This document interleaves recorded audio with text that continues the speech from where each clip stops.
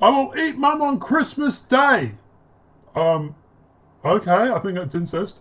Grieving daughter to sprinkle mother's ashes. Oh, that makes more sense. On turkey and pudding dinner. Is that cannibalism? I don't know. Like, that would be cannibalism if you ask me. Deborah Parsons, oh my god, you're brave, you even put your name. Plans to scatter the ashes of Mum Doreen on turkey and even save some for her Christmas pudding. Darling, you don't need the Christmas pudding, I tell you that now. Grieving Deborah Parsons will have her mum Doreen for Christmas dinner this year. Quite literally. By scattering her ashes on the turkey and then tucking in. Cannibalism, people. It's an open doorway. And for dessert, she'll enjoy Christmas pudding with dusting of her mother's last remains too. It's going to be like eating soot. I'm just on this. I'm really going to be laughing if they mix up the ashes and she starts eating fluffy. But anyway. Deborah, 41, has felt the urge to eat Doreen's ashes since the day she died in May and has had small spoonfuls most days to feel as close as possible to her. This is starting to sound like a mental condition, but anyway. But as she faces Christmas without her, the cravings have become even stronger. Yep, okay, definitely a mental issue. This is the only thing that will get me through my first Christmas without Mum, said Deborah. Like, seriously? Just go and buy a pet. Like, get a cat. Or, like, 20 of them. People might think I'm mad. Yeah, pretty much. Or think it's not a very respectful thing to do. Well, I don't get that part, but anyway. But just can't stop myself. Okay, so you're OCD. I see it as a positive thing, allowing her to be close to me and also involving her in the family day. I was going to say, if this girl has friends over for Christmas, are they going to be told? And do they also get to tuck in too? But I'm thinking she mightn't have a lot. I feel like she can live on by being inside of me because if she's a part of me, she can breathe through my body. My breath is her breath. This girl is, like, seriously a few Happy Meals short of a picnic. But anyway.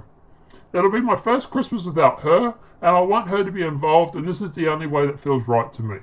Well, at least she hasn't got the body and dug that up or something, I suppose. Doreen Brown died suddenly from an airway obstruction after suffering a chest infection in May. It was yet another tragedy for the mother of two, Deborah, who lost a son at Christmas 1996 when she was born prematurely. She has struggled for years to cope with her grief, but when Doreen passed away, she plunged into an all-time low. Yeah, I can pretty much guess that.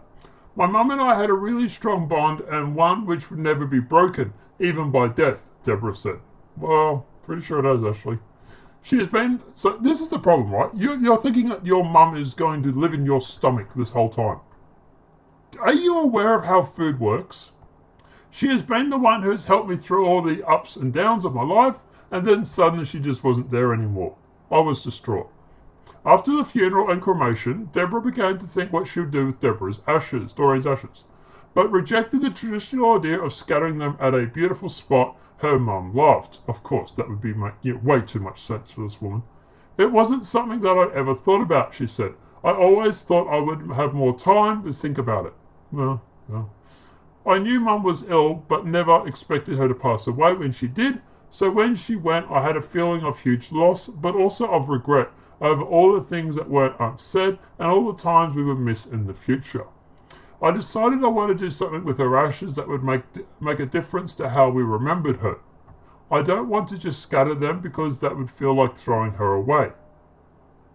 And what do you think you're going to be doing to the toilet? 2 months later, one of Deborah's two sisters, who were unaware of her Orthodox ritual, delivered her share of the ashes to her home. So it's not even complete mum, it's a part of her. So you're not even going to get the whole mum, so you're going to be eating like a foot or something. At first I kept them in a plastic sandwich bag. What, you don't think your mum deserved an urn? I wanted to be with them at all times, so I had them in my bed or with me around the house. Wow. And then I got a little box for them so I could have them on display, but no matter what I did, I just couldn't get that feeling of closeness. But one day, when she was missing her mum more than usual, Deborah had a moment of inspiration. or madness, depending what you believe. I don't know what made me do it in the first time. It was just an urge. I can't describe it. Mental disease, just putting it out there. Salty. Okay. I opened the box, I licked my finger and dipped them into the powder. It's not even probably your mother, but anyway. There's been a lot of cases where like funerals have like mixed up ashes, or like burnt 2 or 3 people together and to save power and then just like spread out the ashes. So yeah, you're probably getting a little bit of your mum, but you're probably also getting a little bit of, you know, the neighbour or the person down the road or whatever it may be who also died. Before I knew what I was doing, they were in my mouth, and the chalky, salty taste was confronting.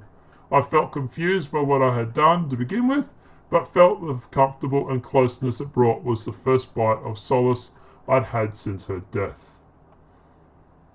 This girl needs a CAT scan. Each day, Deborah's urge to eat her mum's ashes became harder to resist. Mental disease. And as Christmas nears, she's planning to take her secrets to the next level. She added, I've been having a little taste most days, sometimes on my finger or on a little spoon.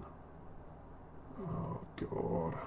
But Christmas has always been a really difficult time of the year. Since the anniversary of my son's death is December the 28th. And as it gets closer this year, I feel the urge even more. Christmas is a special time of the year when you want to be close to the ones you love the most, and I feel the loss of those that aren't here more strongly now than ever. But I don't want to just eat the ashes on my finger. I like the mum to be part of the celebration this year, so I'll have her with my Christmas dinner. Moving on. We will have a place laid for her and a picture of her on the table so that we can be with us on the very special day. This just seems like cannibalism to me, but Deborah's fiance, who we have agreed not to name, don't know why he doesn't want to be named anybody, has supported her through her grieving, and they plan to marry next year. You still want to marry her after all this? I'm lucky my loved ones understand what I'm going through, said Deborah of Folkestone, Kent. So, you're agreeing not to name the fiance, right? But you've told us her first name and where she lives. So if anybody really wanted to find out, they could easily find out. Right, okay, thanks, the mirror. And I know my mum would be happy for me to do whatever I need to get over no longer having her in my life. Yeah, CAT scan. Definitely a CAT scan. But yeah, guys, what are you doing for Christmas? Oh, this is bad. I don't know. I don't know if your mum would support you during this. This probably would make her even cringe, but I don't know your mum, so what would I know? So I can sort of understand where she's going with this. Her theory is that if she eats her mum, then she will be a part of her for Christmas. The only problem with that is you literally will be shitting your mother out, like 6 or 8 hours later. And then she's going to join Mr. Happy in the toilet. And that's it. That's about as close to you as she's going to get. So you're going to risk losing the ashes permanently, down the drain, down the toilet, after you've ingested her.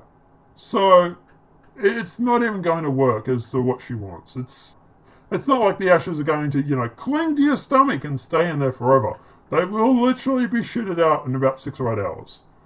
But guys, let me know what your thoughts are in the comment section below. Do you support her in this decision, or do you understand what she's going through? Do you think this girl is nuts, bonkers, or insane, or all the above?